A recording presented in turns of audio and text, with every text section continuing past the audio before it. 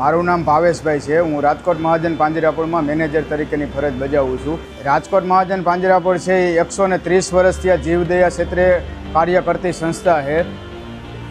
આ સંસ્થા છે એ 5500 જીવોને આશ્રય આપેલો છે। અત્યારે અમારી પાસે 5500 જીવો છે। તેમાં ગાય, બળદ, વાસડા, ઘેટા, બકરા, ઘોડા, ગધેડા, મરઘા, કબૂતર જેવા બધા પશુ પક્ષીઓ થઈને 5500 જીવોનું અમે રક્ષણ કરીએ। ખાસ કરીને સ્લોટર હાઉસે જતા હોય એવા પશુઓને પોલીસ મારફત પકડાઈને આવે ત્યારે એમને આશ્રય આપીએ છીએ। બીમાર હોય, અંધ હોય, અપંગ હોય અથવા ન ધડિયાનતા હોય અને જે પશુઓને તરસોડી દેવામાં આવ્યા હોય એવા પશુઓને આપણે પાંજરાપોળની અંદર આશરો આપતા હોઈએ છીએ।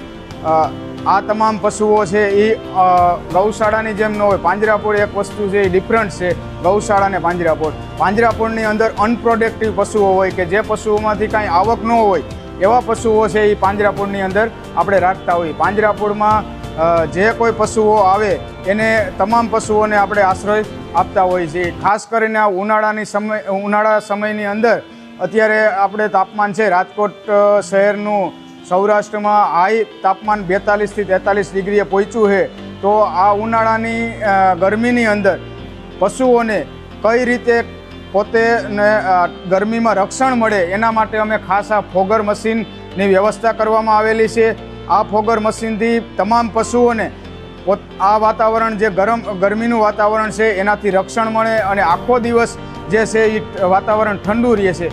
અને આ ફોગર મશીન છે એ અમને અરહમ યુવા ગ્રુપ રાજકોટ અને રાષ્ટ્રીય સંત શ્રી નમ્રમુનિ મહારાજ સાહેબ દ્વારા અમને આ ફિટ કરી આપવામાં આવેલ છે।